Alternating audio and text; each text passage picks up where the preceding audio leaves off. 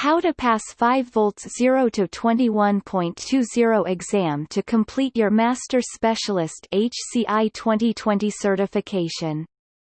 We have released VMware 5V0-21.20 dumps questions with 55 practice exam questions and answers to help you prepare for VMware 5V0-21.20 exam well. This video shares 5V0-21.20 free dumps online for your checking.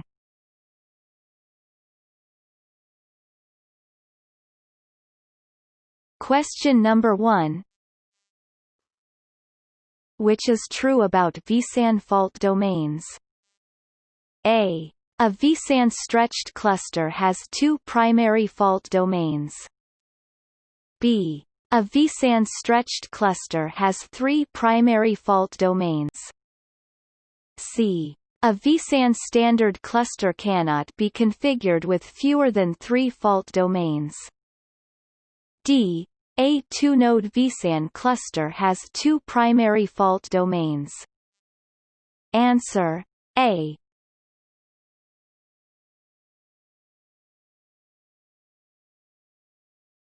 Question number 2.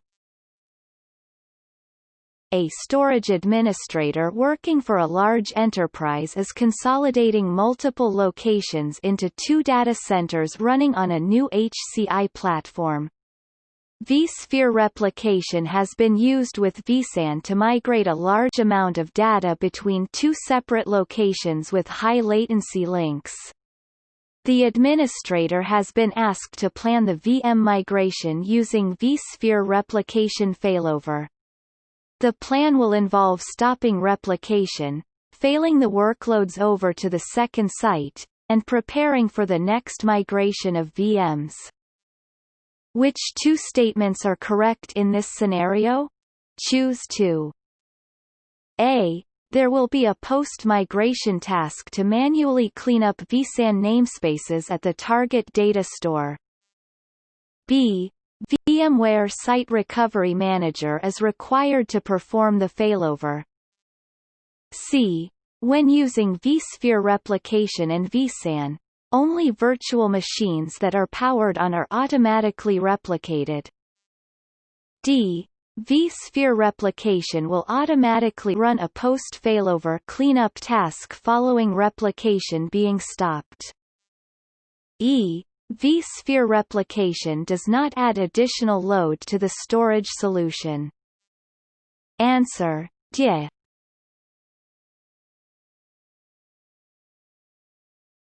Question number 3. Which should be verified before enabling deduplication and compression? A. Ensure disk groups are balanced. B. Adequate space is available. C. Autoclaim mode is enabled. D. All hosts are in maintenance mode. Answer C.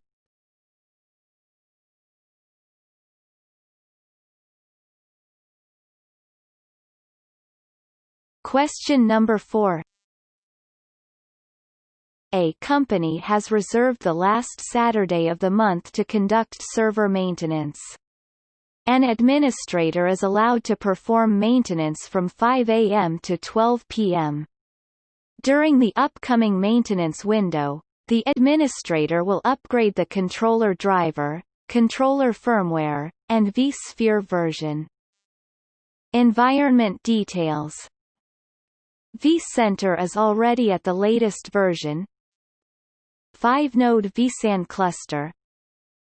The VMs are using a mix of RAID 0, RAID 1, and RAID 5 policies. Each node is storing 20 TBs worth of VMs.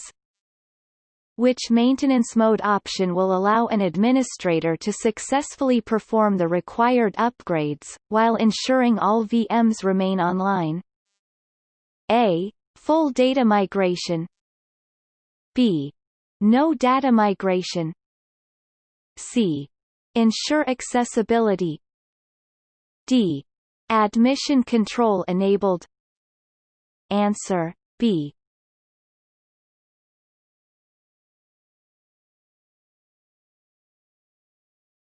Question number 5. A VSAN administrator wants to implement end-to-end prioritization of VSAN traffic across the network in a shared network infrastructure that is using vSphere distributed switches (VDS).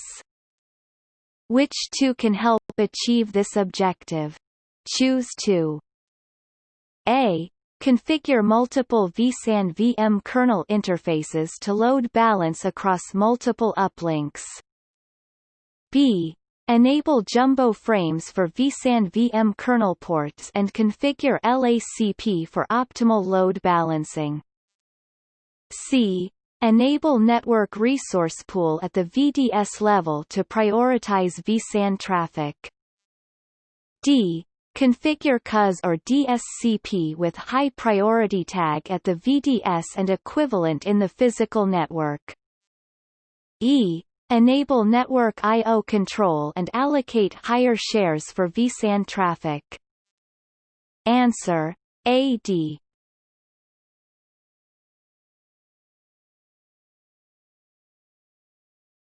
Question number 6. A VSAN disk group contains 1 cache drive and 4 capacity drives. A drive that belongs to this disk group has failed. The entire disk group containing the failed drive is offline. What are 2 possible reasons the entire disk group is offline? Choose 2. A. Deduplication and compression is enabled on the cluster. B. RAID-5/6 erase coding is one of the failure tolerance methods in use. C. 2 capacity DNVEs in the disk group are offline. D. The failed drive is configured as a cache drive for the disk group. E. Data at rest encryption is enabled for the disk group. Answer: B. C.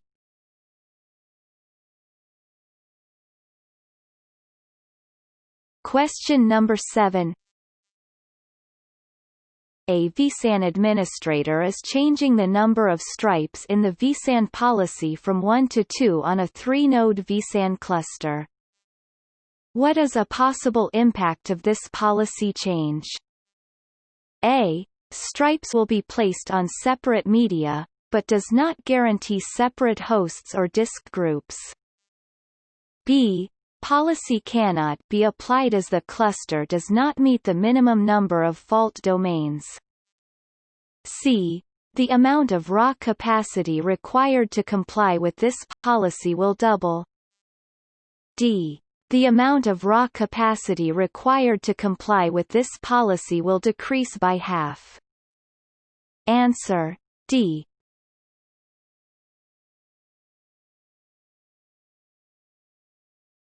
Question number 8.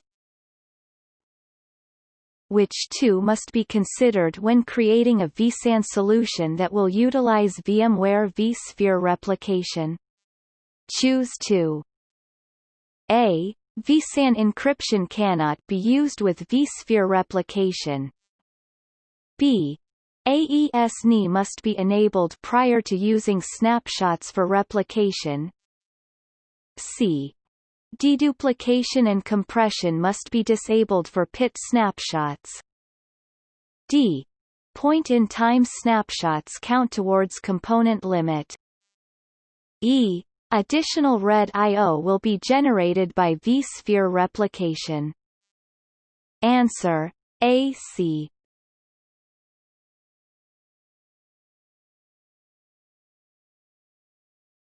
Question number 9.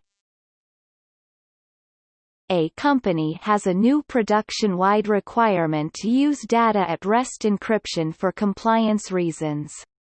An administrator is evaluating the impact of making this change to the VSAN data stores in production. Which 2 statements are true when enabling data at rest encryption on an existing VSAN data store? Choose 2. A. The VSAN storage policies must be modified to enable VSAN data at rest encryption. B. Only metadata changes will occur and there will be no data evacuation. C. The process can be scheduled to start at a later time. D. The raw capacity of the VSAN data store will be temporarily reduced while encryption is occurring. E. The encryption process will start immediately. Answer: A. D.